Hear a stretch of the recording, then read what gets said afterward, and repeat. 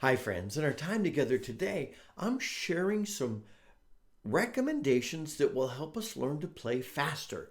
Um, these are keys that are central to growing in your ability to play the whistle more quickly, particularly the low whistle, because I think the high whistle can be played more naturally, faster, but you still have to do the same thing there. And for our conversation today, I'm using the Banshee reel as my example, my Howard Low D, and as a teaser for an upcoming whistle introduction, a Carbony High D. Haha. So I've got to be honest, nobody just picks up a low whistle that requires a piper's grip and starts playing quickly when they're learning. So don't feel like you're an exception. This is part of the problem of learning to play the whistle. Not the problem. This is one of the huge challenges of learning to play the whistle. It's not a problem. The problem is if you give up.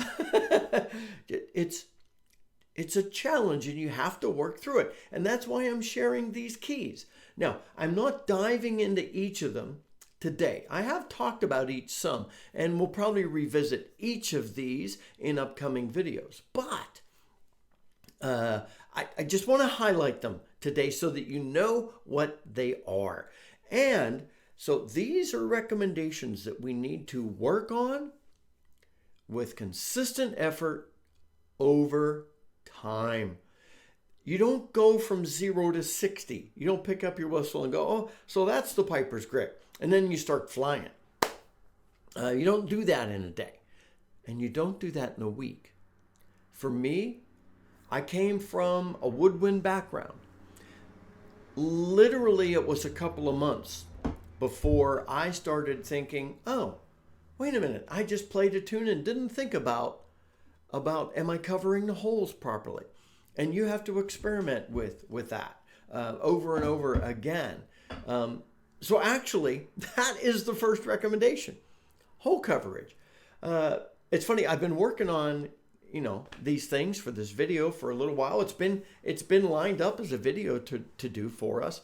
But this last week, I had conversations with a few of the friends in our community specifically about hole coverage because it is a huge challenge. It is your first big challenge. Sure, you might say learning the piper's grip is your first big challenge.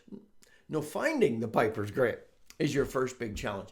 I came from playing instruments where I played only with my fingertips and all the keys were close together and it was pretty easy. So I grabbed this thing and I'm thinking, okay, I can play with my fingertips. I can't do that and move my hands quickly. So I need my upper hand in a bit. My lower hand, I'll try at that angle. And that for me was never comfortable. And I went full piper's grip. I know some of you do different things. You've got to experiment. Consistent hole coverage is so very important. We'll dive into this more again, but this is one of those foundational items. All of these are foundational items, actually, but hole coverage may be one of the biggest cornerstone foundations. I often say tone quality is, and I still do, but hole coverage precedes tone quality. So I'll say tone quality now because if you're covering the holes well and your tone's bad, that's no good either. So as you're getting into the Banshee reel, and you might think, oh, hole coverage, that's pretty easy. Well, is it? You've got that D, B, D. When you get from the B jumping down to the D, do you get all 5 of those fingers covering those holes well automatically? Or do you have to work on that? I had to work on that. And that's very important. And then as you're practicing, tone quality, tone quality, tone quality. Sorry, I just bumped my camera stand if it jiggled around there. So, hole coverage, tone quality. Third, clean note transitions. So as you're playing the Banshee reel, I'm going to go more slowly.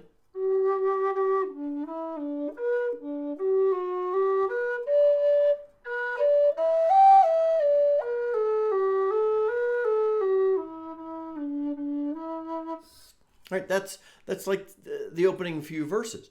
And if I played that faster, you'd say, Scott, you need to work on your clean note transitions, because you get a little stumbly. I know when I first started playing this, that's what I was doing. I wasn't getting my 2 through 6 fingers up at the same time, and it was a very fumbly note transition, particularly in fast and slow and moderate tunes. Sorry, that was silly. In every tune you play, clean note transitions are so important. But if you don't get clean note transitions on a fast tune, it's just going to sound garbled. And then you throw ornamentation on top of that, it's even more garbled. So, hole coverage, tone quality, clean note transitions. Focus on playing the tune well at whatever the pace may be. I just played that slowly. I tried to play it well. Don't just think I'm learning the tune to play it fast. I'm learning to play it well. That actually, I've separated that from tone quality, because playing it well involves a little bit more. The note transitions, when you're throwing ornamentation and expression ideas, all that comes into play at playing a tune well, at whatever the pace might be. Now, as you're learning to play it faster, practice the difficult sections. So in the Banshee reel, for example, there is the section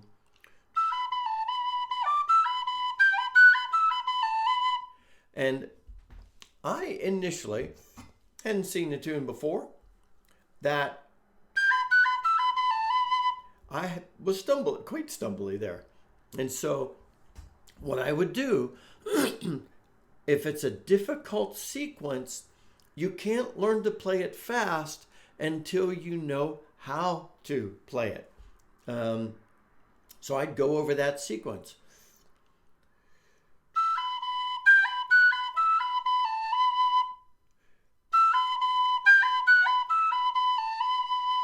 And then I try and pick up the pace a little bit, just a little bit. You don't go 0 to 60. And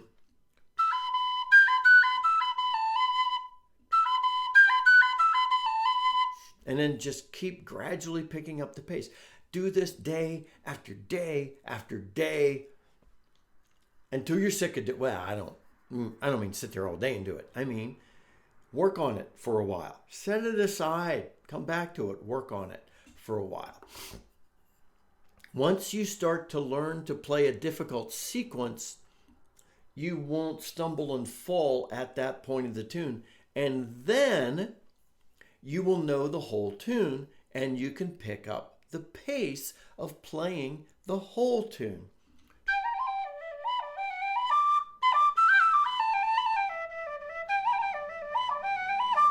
So after you're able to play it reasonably well, as you pick up the pace, I noticed in my playing it just there that I had a couple of clumsy finger transitions.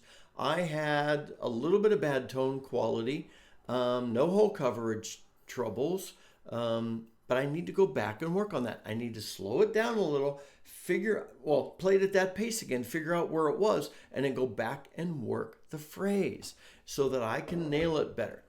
Pick up the pace after you learn to play it well at a slower pace.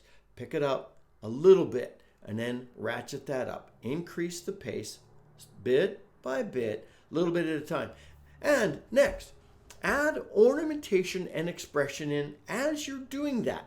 You can't go from, you can't work up to, oh, this is as fast as I want to play it. Now I'm going to start thinking about ornaments. Oh boy, that is going to cause you to start over. It is a train wreck. Trust me. I know this from experience. So as you think you play it well enough at a slower pace, start ornamenting it and expressing it. Pick up the pace, the core of the tune. Then add those ornaments and expressions back in. You might even change them some. Okay. So, and again, I'm trying my best not to do a dive into these, and I am going to do a dive into them coming up because each one is so important. And I talk about each of these quite often, and we have dug into each of them a bit, but I think it's time for a good deep dive in some of these. Then, also, two more things, just briefly. Learn the tune so that you don't have to rely on your crutch. I grew up, I learned to read music when I was 7, and I've been using sheet music since. Now, that's probably not you. It is some of us, I know. Some of you use tabs. Some of you use ABCs. Some of you only learn by ear. And however you've learned, don't rely on your crutch when you're playing. I often, if I've got music sitting in front of me, I'm playing the music, but I will often then start walking around the house, playing as I walk around the house, because that's an important thing to do, because I'm nowhere near my music. I can't cheat at all. How well do I know it? And one last recommendation. I've shared this before. Practice on a low and a high whistle. As I'm getting up to pace on a whistle, I can almost always play a tune so much faster and more cleanly and figure out my ornaments on a high D than I can on my low. And then I transfer that to the low. And sometimes my ornamentation on the low is different than it is on the high, and that's perfectly fine because the low D is a different beast than the high. And if you've got a middle of the road whistle or another key, you might do something different there too. But practicing on both has helped me a lot.